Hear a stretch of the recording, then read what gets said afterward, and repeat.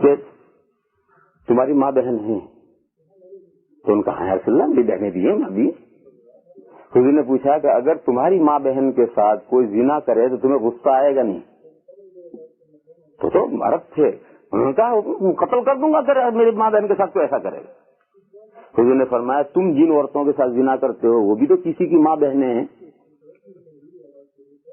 تو کتنا باریک نقطہ پیش کیا کہ تم جن عورتوں کے ساتھ زنا کرتے ہو وہ بھی تو کسی کی ماں بہنیں ہیں. انہوں نے کہا رسول اللہ میری سمجھ میں آگے, میں توبہ کرتا ہوں, زنا نہیں کروں گا. حضور نے فرمایا لا خیر فی دین الا صلاۃ فیہ, اس مذہب میں خیر ہی کیا ہے جس میں نماز نہیں. اسلام قبول کرنے کا فائدہ ہی کیا کہ تم نماز نہیں پڑھو گے, تو اسلام قبول کرنے کا فائدہ کیا, جو ہو وہی رہو. حضور نے فرمایا لا خیر فی دین الا صلاۃ فیہ, اس دین میں کوئی بھلائی خیر ہے ہی نہیں جس میں نماز نہیں ہے. تو اگر تم اسلام میں آتے ہو اور کہیں میں نماز نہیں پڑھوں گا تو گویا تمہارے مذہب میں, اسلام میں تو نماز ہے مگر تیرے مذہب میں نماز نہیں ہوئی, اور تیرے مذہب میں جب نماز نہیں ہوئی تو اس مذہب میں خیر بھلائی کیا ہے جس میں نماز نہ ہو.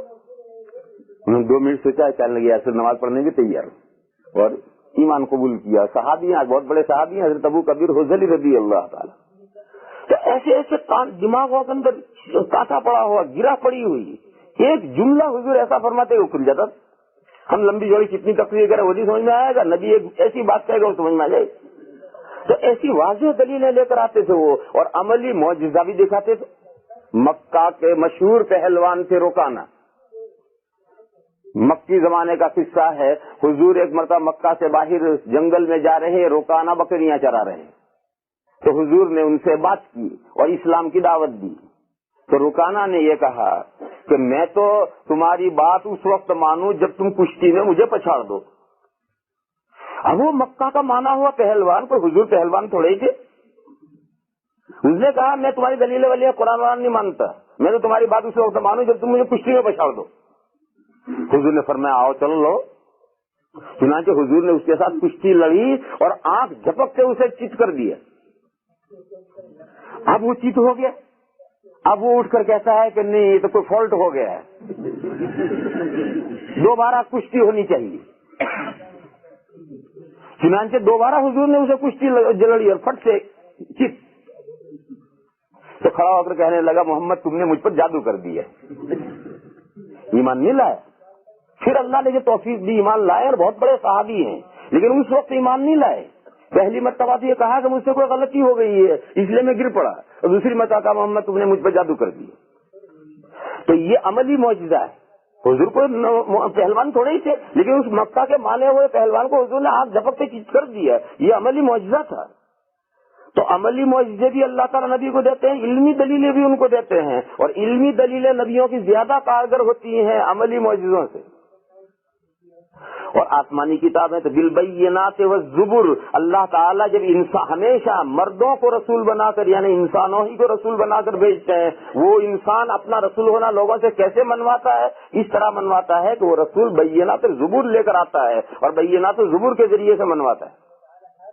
اور ایک تعلق یہ ہے کہ لا تعلمون کے ساتھ جوڑا جائے کہ اگر تم بینات اور زبور نہیں جانتے, یعنی آسمانی کتابوں کا علم نہیں رکھتے اور نبیوں کی تعلیمات کا علم نہیں رکھتے, تو جاؤ پیپل آف بکس سے پوچھو. پیپل آف بکس جو ہیں وہ آسمانی کتابوں کا علم رکھتے ہیں, نبیوں کے بارے میں ان کے پاس میں نالج ہے, لہذا ان سے جا کر پوچھو کہ ہمیشہ رسول کون آیا. اس کے بعد آیت ہے وَأَنزَلْنَا إِلَيْكَ الذِّكْرَ لِتُبَيِّنَ لِلنَّاسِ مَا نُزِّلَ إِلَيْهِمْ وَلَعَلَّهُمْ يَتَفَكَّرُونَ. اللہ فرماتے ہیں کہ اسی زمانے گزشتہ کے قاعدے کے مطابق, اللہ کی سنت شریفہ کے مطابق اللہ فرماتے ہیں کہ ہم نے آپ کی طرف قرآن کریم اتارا ہے. وَأَنزَلْنَا إِلَيْكَ الذِّكْرَ, کیوں آپ کی طرف اتارا ہے؟ تاکہ اس قرآن کو آپ لوگوں کو واضح کر کے سمجھائیں. لِتُبَيِّنَ لِلنَّاسِ مَا نُزِّلَ إِلَيْهِمْ. دیکھو اللہ تعالیٰ چاہتے تو آسمان سے جیسے بارش گرتی ہے, ایسے اللہ تعالیٰ چاہتے تو آسمان سے قرآن کریم بھی نازل ہو سکتا ہے. جیسے آسمان سے بارش گرتی ہے, بیچ میں کوئی انسان کا واسطہ نہیں ہے, ایسے اللہ چاہتے تو آسمان میں سے ایسا قرآن آ سکتا تھا. پھر ایسا کرنے کی کیا ضرورت ہے کہ وہ وہی قرآن کی حضور پر اتاری اور حضور نے لوگوں کو پڑھ کر سنائی. یہ تو بیچ میں ایک شک کی بات پیدا کر دی.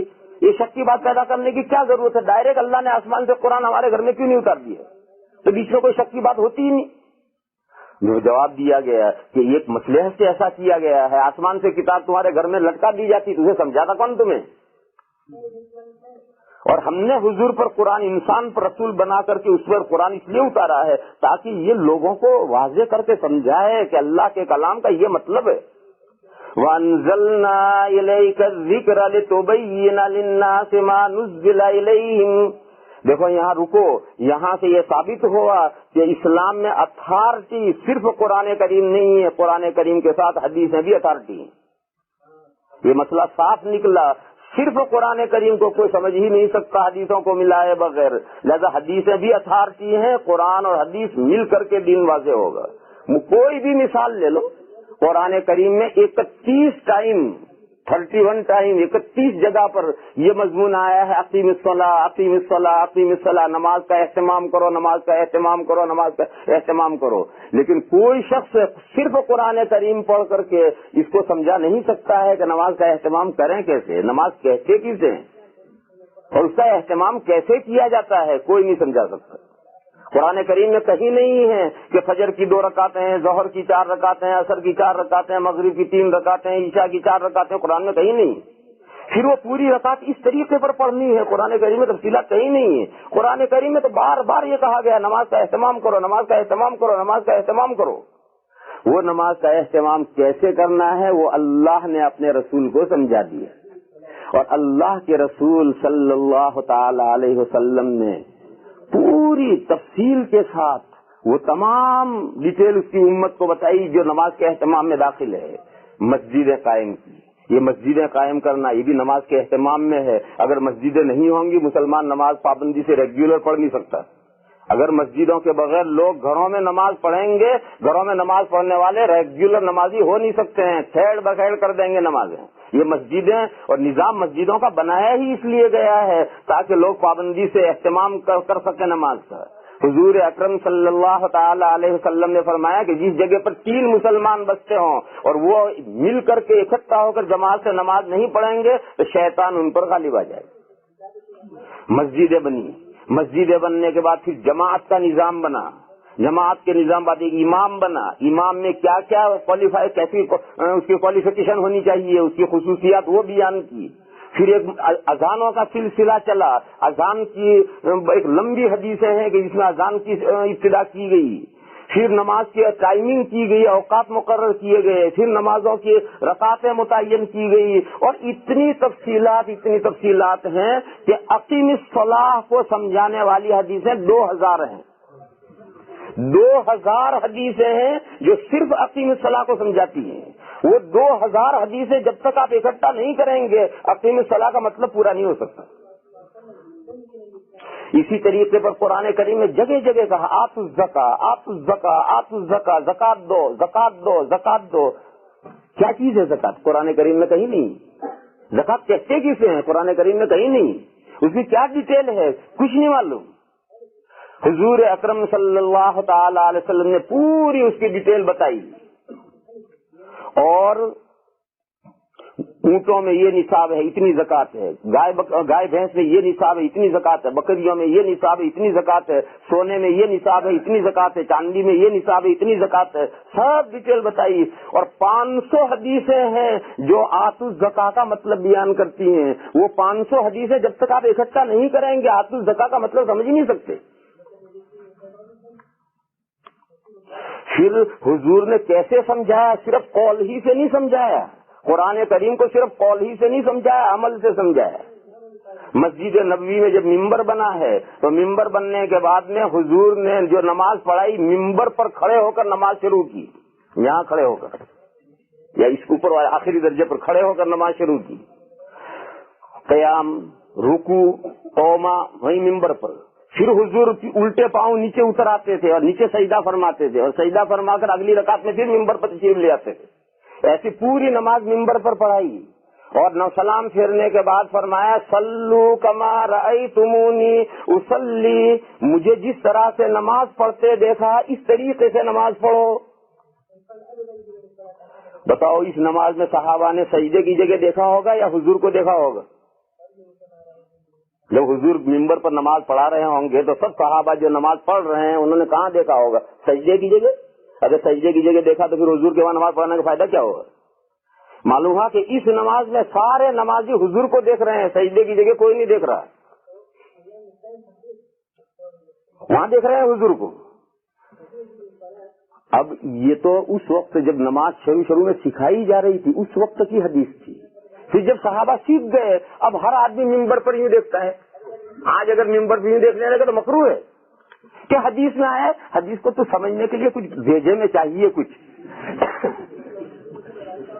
کہ حدیث کس زمانے کی ہے, کن حالات میں ہے, وہ منسوخ ہے یا معمول بہی ہے, یہ بہت کچھ سمجھنا پڑتا ہے.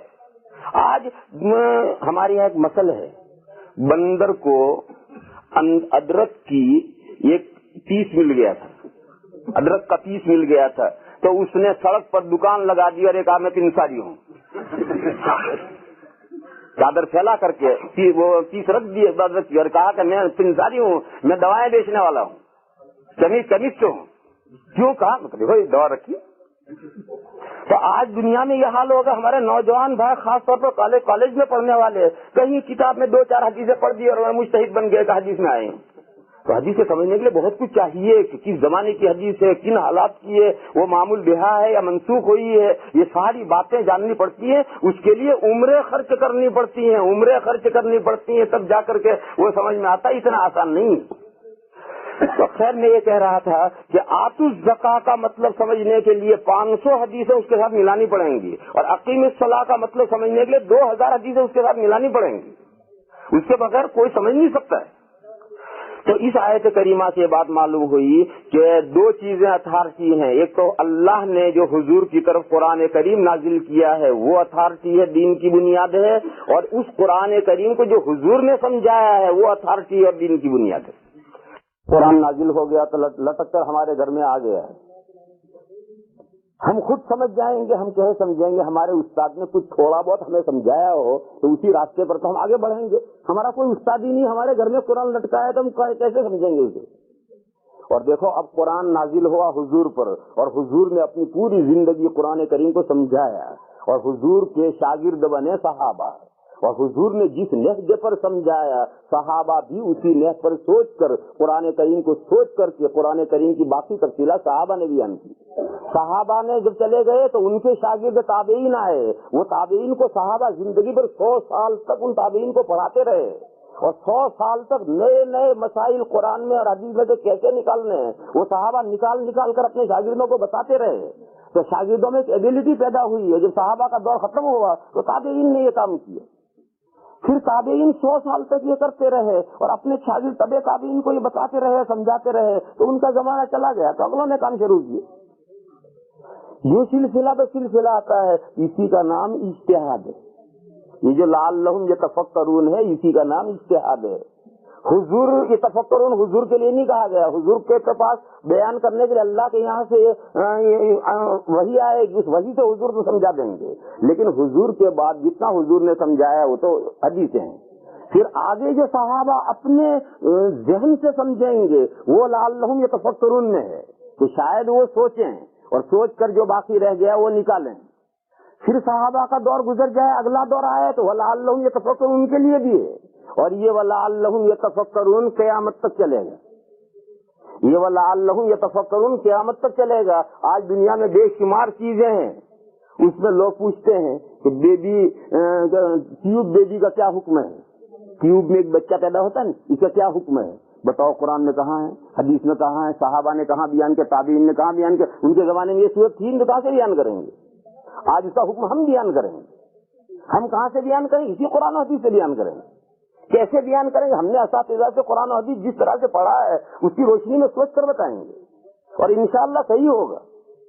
اور اگر غلط بھی ہو گیا تو اللہ کے محروم نہیں رہیں گے. حضور کا ارشاد ہے اگر مجتہد غلطی کرتا ہے تو 1 ثواب ملتا ہے, اور صحیح حکم بیان کرتا 2 ثواب ملتے ہیں. تو اگر ہم سے غلطی بھی ہو جائے گی اللہ کے ثواب پائیں گے, اور صحیح بات پا لی تو 2 ثواب پائیں گے. مگر یہ سلسلہ سمجھانے کا آج تک آیا تو ہم آج اتحاد کر کے ٹیوب بیبی کا حکم بتائیں گے, اور اگر یہ سلسلہ ہی نہیں آیا تو کیسے سوچ کر بتائیں گے. غرض لعلہم یتفکرون کا سلسلہ قیامت تک چلے گا، اور نت نئی جتنی چیزیں پیش آتی رہیں گے سب کے احکام امت بیان کرتی رہے گی.